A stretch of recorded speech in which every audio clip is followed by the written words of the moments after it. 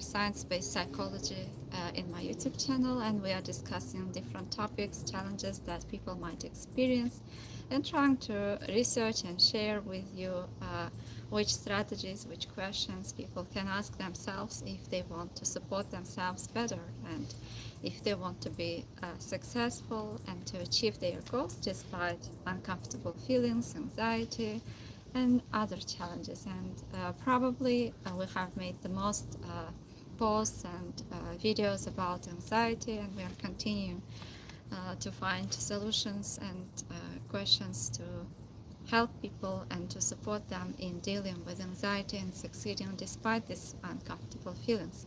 And today we want to share a strategy that has changed the lives of many of my clients uh, using acceptance commitment therapy and solution focused brief therapy. And what if anxiety is not a problem that needs to be solved, but what if you need to develop a different perspective and relationship with anxiety so that it won't stop, uh, it won't become a barrier for you to achieve your goals, and on the contrary, it would even help you or support you in achieving your goals. And if we look at evolutionary function of anxiety, anxiety is the output of brain's threat detection and preparation system, and it's coordinated primarily by amygdala, hypothalamus, and autonomic nervous system.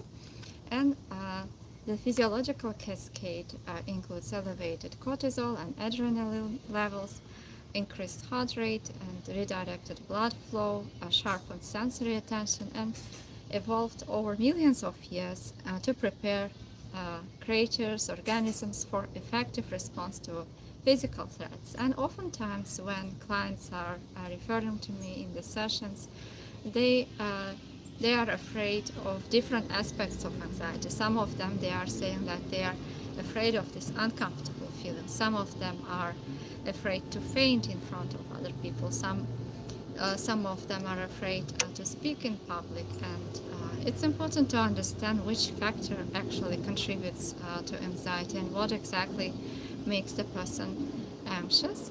And according to this system, evolutionary function of anxiety, our brains were designed in a manner to keep us safe and to help us to stay safe during difficult circumstances in the past. For instance, when people were living under challenging conditions, such as in the deserts, in the forests, jungles, or whenever they had a lot of threat and wild animals, it was difficult for them to survive. And in that sense, remembering any detail or being cautious or being anxious was serving the survival aims.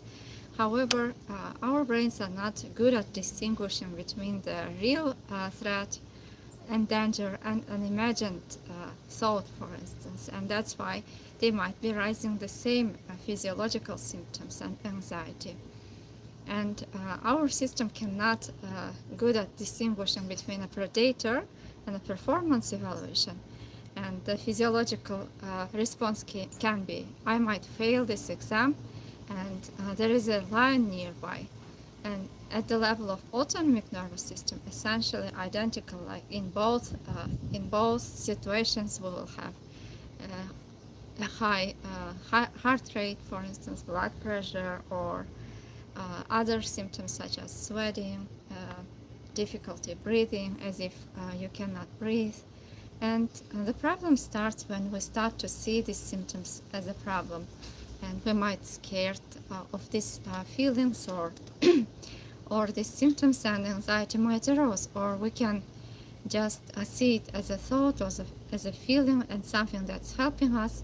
And in that sense, we can choose the secondary reaction, and we can help us to calm down and to continue to do what matters even in the presence of anxiety.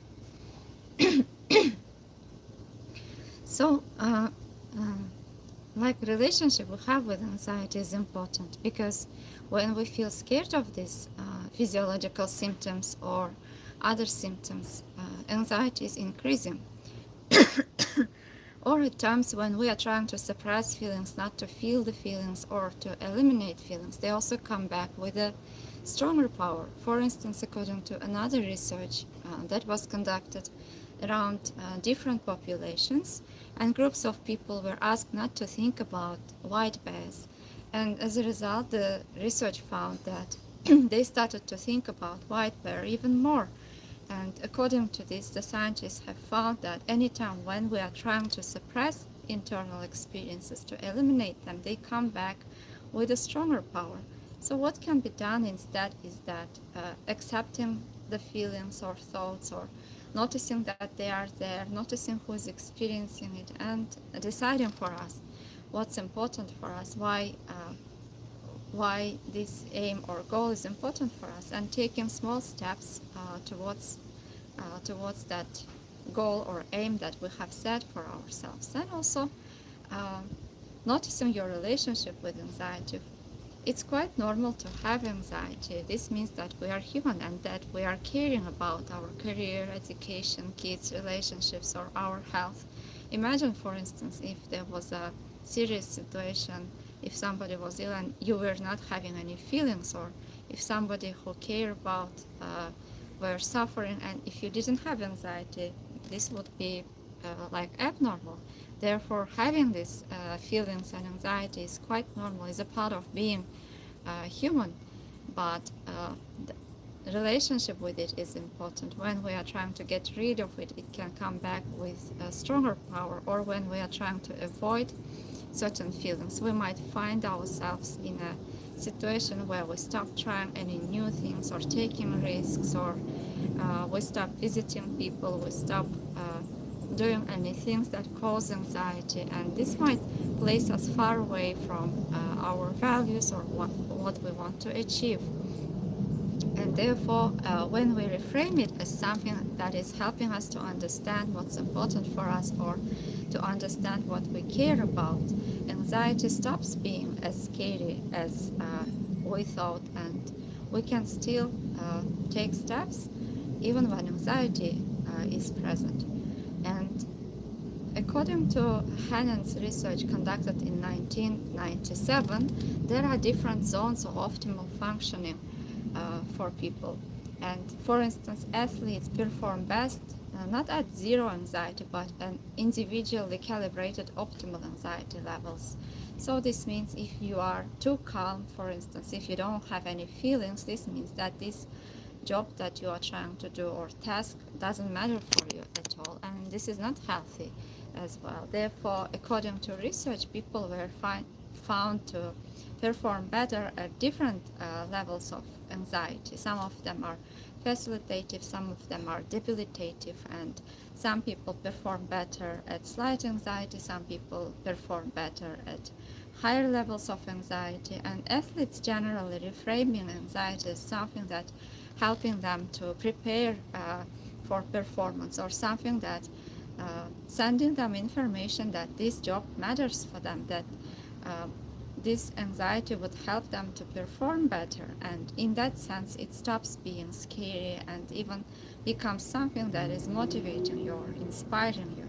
So people might have different levels of anxiety, and instead of trying to get rid of anxiety, we can increase psychological flexibility, the ability to stay with discomfort and to be able to act and take steps even in the presence of anxiety and discomfort. And what would help for you, we cannot know what would help for you, because people are different, and you need to find your own solutions, your own methods that would help you to perform better. For instance, some people find it helpful to meditate, some people find it helpful to pray, some people are relaxing and feeling less anxious when they can listen to music, or they are drawing, or doing physical activities. So what we can do is that we can research what helps to cope with anxiety, what helps to feel better and to focus better, and you can try your own strategies and ask yourself what, for instance, helped you in the past when you were feeling anxious but you were able to perform at your best.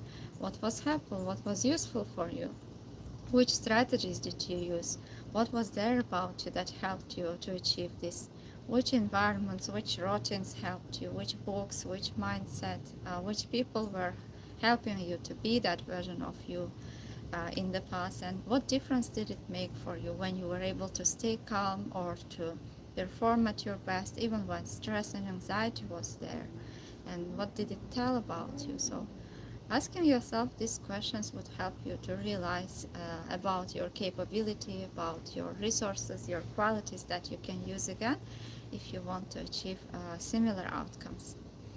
So debilitative anxiety is not being helpful, and generally it goes to catastrophizing, thinking about worst case scenarios. For instance, you might have thoughts such as, I'm going to mess this up, I can't handle this, something will go wrong. And here actually people are noticing that their attention is on what might go wrong. And when we notice that, the perspective that we are trying to look at and changing perspective can also sometimes help you to decrease anxiety or to stay with discomfort and to be able to take steps even in the presence of discomfort. For instance, here we are focused on the future and bringing yourself into present moment and noticing what's happening at the present moment. This can be noticing shapes, textures, sounds, smells that are around you, colors that are around you, and then noticing the lens that you are using. Is it the lens of fear, the lens of anxiety, or lens of love, contribution? And asking yourself, is there anything I can do right now for this situation? And is this anxiety is facilitating me, helping me to study more, for instance, or to focus better or perform better? Or is this a waste of time and energy right now that I'm thinking about things that might happen and might not happen? And oftentimes anxiety is also related with uncertainty. Anytime when uncertainty increases, this might cause fears, anxiety, a lot of challenging feelings. However, accepting the fact that anxiety is actually everywhere, uncertainty is actually everywhere, and we cannot know for sure every outcome, uh, again might help to change relationship with anxiety and make it more bearable, and encourage the person to take steps even when we are not 100% sure, we are not 100% confident, and we are not always feel confident or feel calm. And acceptance commitment therapy in that sense help us to take steps, not waiting for anxiety to decrease, and helping us to realize actually we can take steps because there will be no perfect conditions, and life has its limits, and we every minute we are the ones who are deciding how to respond to different life circumstances, internal experiences. And oftentimes when I'm working with elder clients, they are saying, I wish I have done this, I wish I have achieved this. And when we are at the point of anxiety, when we are feeling stuck and when we are feeling anxious, actually our perspective, sense of self is stuck at that moment, and we are more considering just ourselves, our pain, or as if it's gonna last forever. However, nothing is gonna last forever, and maybe there were anxious moments in the past, but they didn't last forever. The feelings are coming and going, they are like weather, they are changing, and life is going. So it's up to us what we will decide to use our energy, efforts, uh, our life, uh, and we can decide whether we will stay stuck with these feelings, or we will decide to take steps even in the presence of discomfort. And again, some people are stuck with physical symptoms. They might feel racing heart, and they might interpret it as if they are going to have a heart attack, especially if they had an experience in the past related with heart diseases or heart problems. For instance, here, what might be causing panic and increase of secondary reaction is interpretation of these physical sensations. And in these cases, we recommend clients to go and to have medical checks, and as a result, most of them then reveal that there are no heart problems, and increased heart rate is actually nothing serious, and it cannot harm you. Even it was found useful in many cases. For instance, when you are running, when you are performing, when you are doing sports, your heart rates are increasing, and this is not something dangerous. But when you see it in the perspective of anxiety or panic attack, we got scared. However, physical symptoms are similar. And also, anytime when you notice anxiety, trying to reframe it as something useful that might help you to achieve your goals, and that can be even useful, can also help you to change perspective and to start to see it not as something that would damage you or harm you, but as something that will accompany you and will just tell you some information about what you care, what you need, uh, what you really care about. And for instance, two people can feel the same level of anxiety before an exam or a trip, and what one of them might think, this will help me focus and perform well, and this is carrying some information about what I care about. And the second person might say, this means I'm not ready, and they might stop taking steps, they might feel sad about it. So in that sense, anxiety would the way they are perceiving anxiety might impact their mood, their actions, their behavior, and in the long run, it may impact their lives.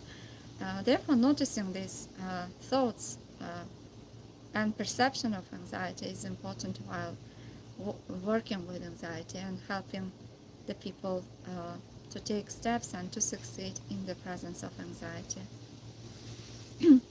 Therefore, direction of anxiety, whether you see it as something helpful or harmful, is actually the choice point that creates change. And instead of trying to get rid of anxiety, we can work on shifting how you interpret it. When anxiety shows up, you can practice telling yourself, this is my body preparing me to do something important. This means that this is important for me, and I can use this energy to understand myself and to understand what I care about. And over time, this would help transition anxiety from something that blocks your performance into something that would support you and would show you your direction. And according to Alison Wood-Brooks' Harvard Business School research, uh, found that pre-performance anxiety could be reappraised as excitement with significant performance benefits, and when athletes, participants saw their anxiety as excitement and they tried saying, I'm excited before a singing performance, a math test, or public speaking, they performed significantly better than those who interpreted uh, anxiety as something harmful and were trying to calm down. Because according to physiology, excitement and anxiety are very close to each other, and the same physiological mechanisms are being activated in your body while you are experiencing anxiety and excitement. And for instance, you might have elevated heart rate and heightened arousal, increased cortisol, and they differ only in cognitive appraisal. And when you see anxiety as something harmful on a cognitive level, this this this would activate your physiological arousal and physiological symptoms, whereas you see it as something that would help you, and if you interpret it as something exciting, in this sense, on a cognitive level, this would help you maybe to relax, to focus on your work, to concentrate, and to succeed better. Therefore, noticing your reactions, tracking your reactions anytime when automatic anxiety is arising, and deciding how you would like to respond to it and what you would like to do with it and where you would like to redirect your attention, your energy, are important factors to work with if you want to succeed in the presence of anxiety. And if we consider acceptance commitment therapy, uh, the goal from this therapy is not to eliminate or delete anxiety, but it's to increase psychological flexibility, ability to stay with discomfort and to take steps in the direction that matters for the person, even in the presence of these uncomfortable feelings and thoughts. the same strategies are seen in the window of tolerance.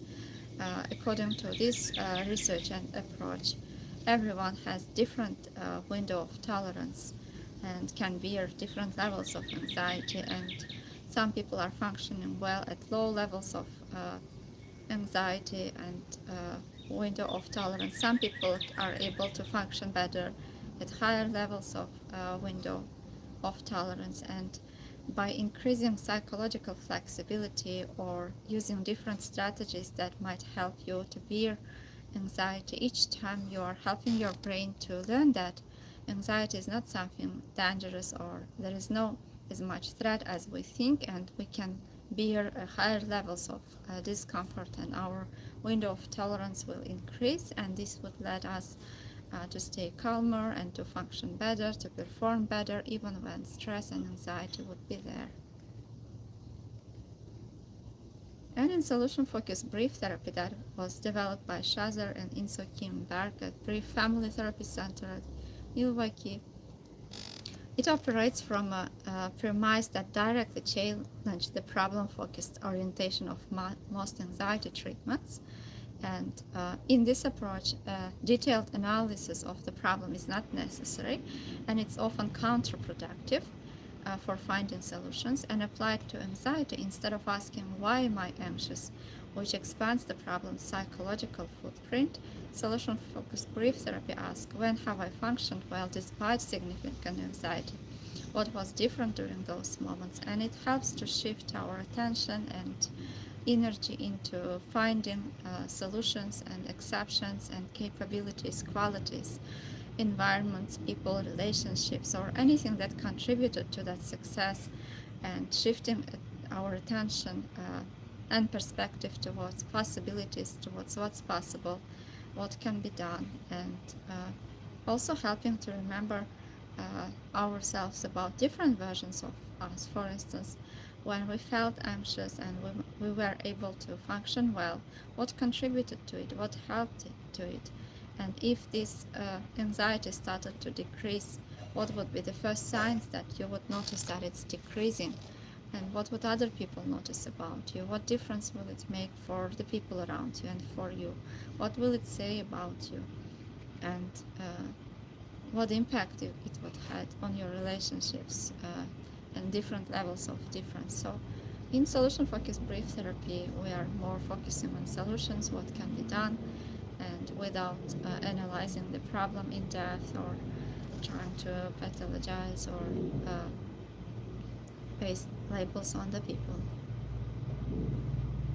And from process-based perspective, the goal is not simply to reduce anxiety, but to build psychological flexibility again, ability to stay present, open, and engage with what matters, even when difficult thoughts and feelings show up. And first of elements is openness, being able to accept feelings and thoughts and uncomfortable internal experiences.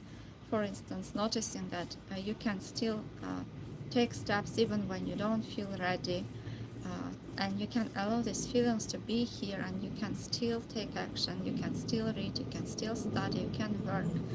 And again, this would help to help your brain to learn that anxiety is not as dangerous, and it's, in a sense, this would be a kind of exposure for yourself. And anytime when you are exposing yourself to discomfort, you are slowly teaching your brain that there is nothing to feel scared and it's not as dangerous as you thought.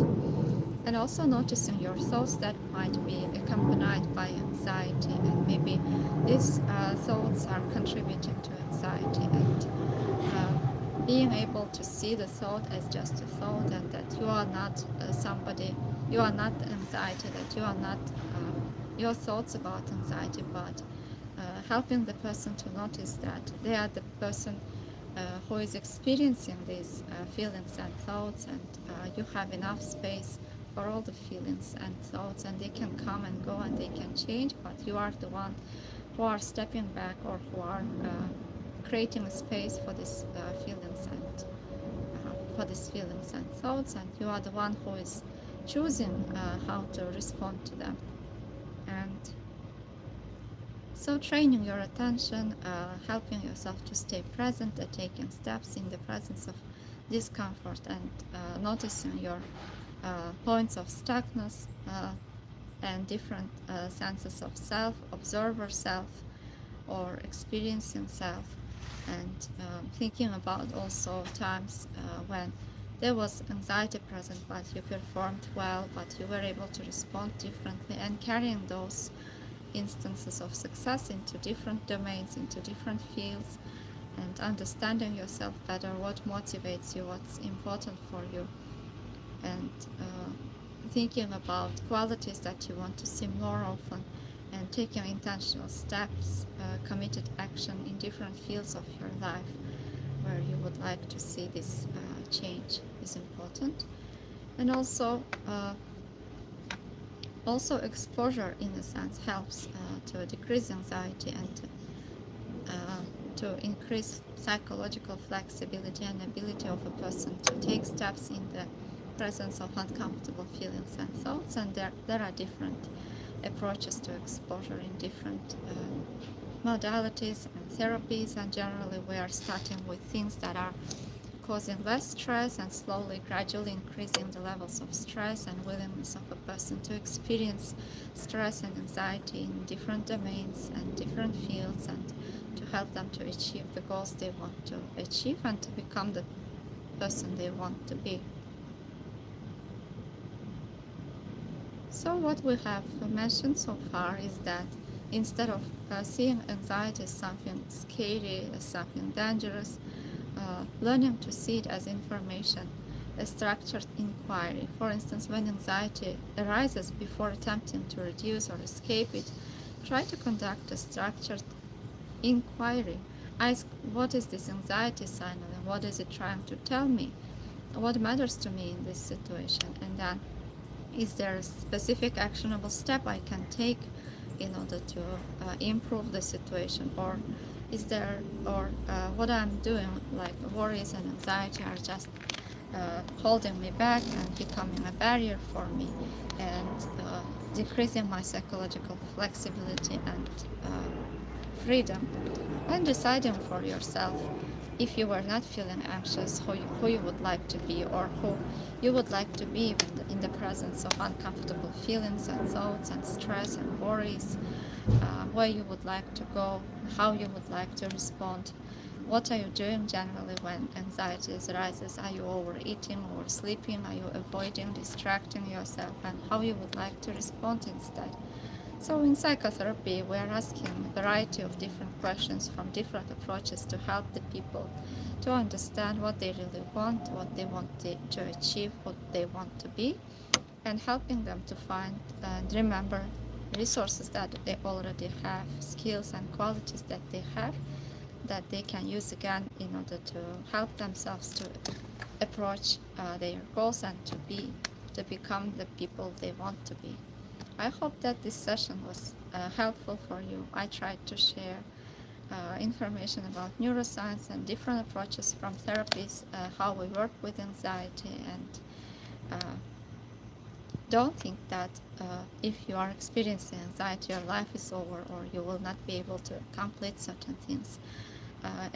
Experiencing anxiety is something human, is a part of being human, and by learning new skills, new strategies, and remembering about our own capabilities and resources, we can learn again how to take steps and how to stay active, how to be successful, even in the presence of anxiety. And when you consider lives of successful people, you would notice that most of high achievers are experiencing anxiety at very high levels, and this is probably the reward of feeling too much, having too much empathy, or caring for things that matter for us. And instead of seeing as something to feel scared, to feel as a threat, we can see it as something that might help us to understand ourselves better, to perform better, and to do better, to live deeper, and to add more meaning into our lives. If you have any questions, you can leave your questions in the comments, and if you think there are some people who might benefit from my videos, don't forget to subscribe, share, and turn on your notifications if you don't want to miss any further sessions. Take good care of yourself and see you in the next sessions again.